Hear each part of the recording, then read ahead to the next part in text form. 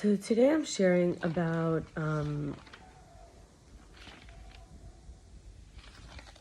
what we would call paradox. Permanence versus transient. And I read this in a Jewish magazine called AmiLiving. And it's this yearning for permanence, the beloved place to call home, versus this incessant craving for adventure, change, and novelty. On the one hand, we want stability to plant, to root, to bond, form, family, forming family history, community with our ties that, enduring, content, dwelling. On the other hand, we want to search, and there's the restless traveling, ineffable wandering, placeless, homeless, itinerant world people, these rare souls that are being called, right? And then I did this, I had this talk with someone,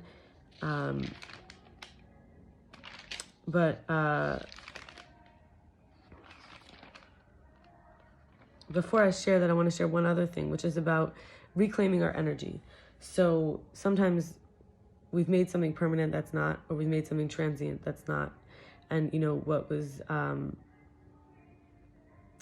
in this case, we all know that there is this idea that nothing is permanent, and that everything's transient. But at the same time, we recognize there is this sense of permanence and transience. We could feel too claustrophobic, and other times we could feel too small and unprotected. So there's this idea of how the displays for of energy reclamation is hovering, fixating, and projection. So these are ungrounded presentations of energy, and instead of just, like when I wrote this a couple years ago, I was learning about what it felt like to stop smoking weed, or eating, or having ingesting it in other ways. So instead of just using it, I was looking into breath work, song and dance, and moving, also creative function like art, cooking, and then of course like grounding, like nature and other techniques. And of course also connecting with people rather than we would say even food, rather than weed, food, letting excitement be open and seen, exposed, boldly, passionate, and desiring freely, with my hair down, expressing feelings with action and sound. And this was to reclaim my energy rather than being a permanent fixture, and also, or being a constantly chaotic sort of being. Also using pet names, I thought it was a big deal. I'm still working on all these things. I'm very much still working on it. I wanted to reclaim this, sugar, baby, honey, sweetie, cutie, love, babe. I said baby. Anyway, taking walks, or I don't really do yoga anymore, but those kind of mindful movement, mindful, embodied, we call it even exercise or training, or stretching, right? And more of a slow pace, the relaxed rate, even if it's hard work, but feeling it more. And of course also acts of kindness. The Lubavitcher Rebbe said that in order to bring the messianic scent, we all have the inner spark, but in order to bring it into the world, we have to, in terms of our acts of kindness, we have to increase in goodness and kindness. Now, what's the hang up for this? Is that, but no one will be kind to me. Or what if, and so we reclaim this. It's instead of saying what if I just give kindness and I'm empty of kindness, we recognize that no, in the critical times, acts of kindness are potent to ourselves and to others.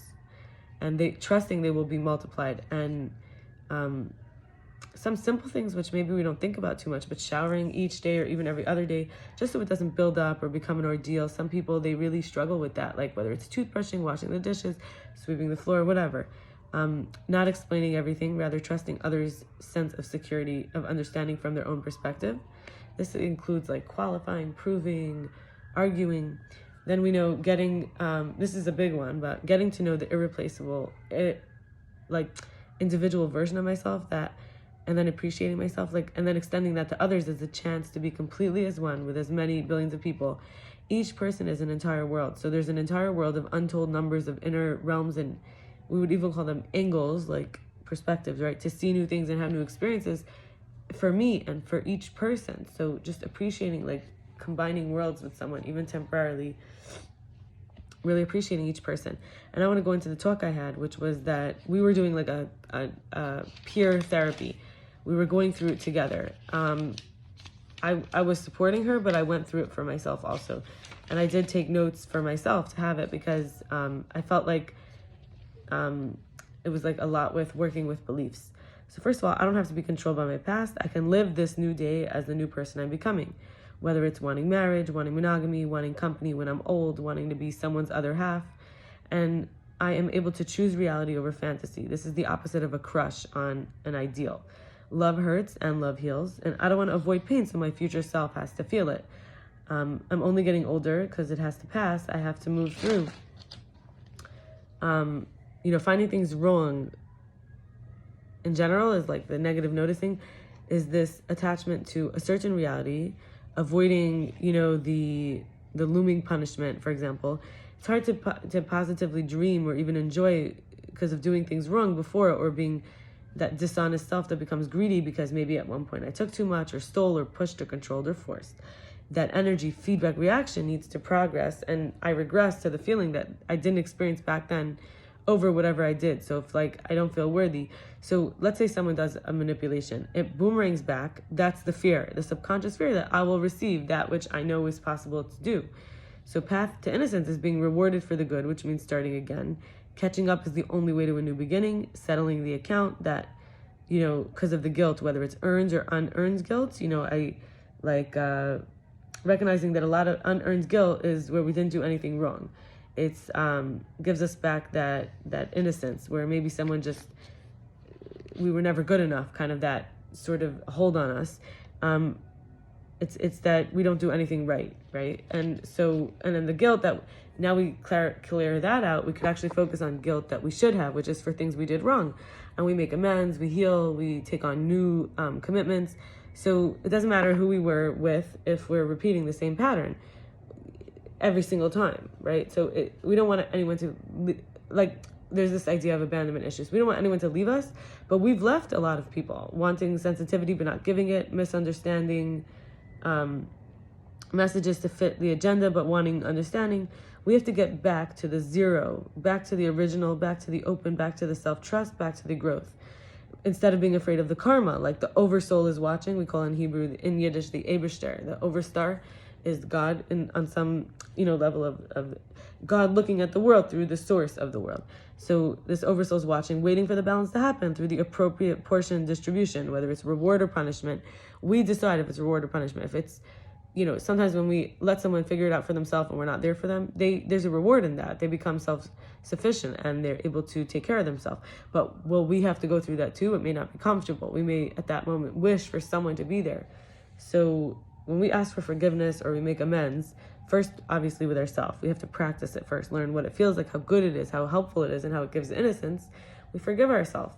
We can forgive others. We can ask them to forgive us. And then also, of course, God, the one who made the world. Like, things we thought were such terrible things, we were such victims, we could heal from that. We could reclaim our innocence in order to be in a new relationship dynamic and admit mistakes. We know that unearned innocence frees up a lot of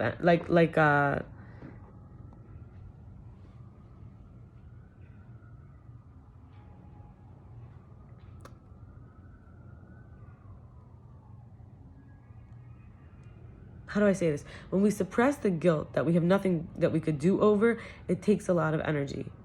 When we're always trying to prove our innocence. If we let go of this unearned guilt and we get back that unearned natural innocence, we can use that energy. And then when we're consciously embodied, it emanates our innocence into being. We embody, we feel the innocence in ourselves. We don't feel the guilt, that hiding, that shame.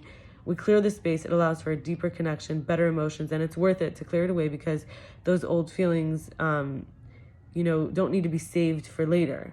We talked about not wanting to push them off for the future just to have to feel them later. And we are treated as innocent when we are being innocent, when we're not always trying to prove that we're worth it because, we don't feel that we are. I'll stop here and wish you a blessed day. Bye.